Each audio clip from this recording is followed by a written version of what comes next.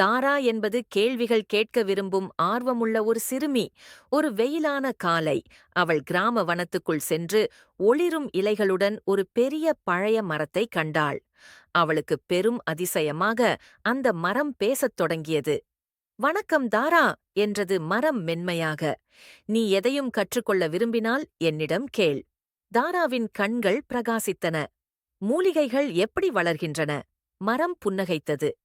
"மூலிகைகள் சூரியொளி, நீர் மற்றும் மண்ணைத் தேவைப்படும். சூரியன் ஆற்றலை அளிக்கிறது, நீர் உணவை எடுத்துச் செல்கிறது, மண் வேர்களைத் தாங்குகிறது."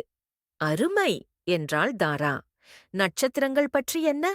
"அவை விண்வெளியில் தொலைவில் இருக்கும் பெரிய தீப்பந்துகள்.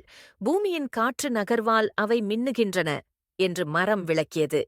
தாரா வாரம் தோறும் அந்த மரத்தைச் சந்தித்தாள். அவள் விலங்குகள், வானிலை, கடல் மற்றும் விண்வெளி பற்றி கற்றுக்கொண்டாள். சிறிது நேரத்தில் அவள் வகுப்பில் மிகவும் புத்திசாலியான மாணவியாக மாறினாள். அவள் எப்போதும் கூறுவது, "ஏன் என்று தொடர்ந்து கேட்கும்போதுதான் அறிவு வளர்கிறது."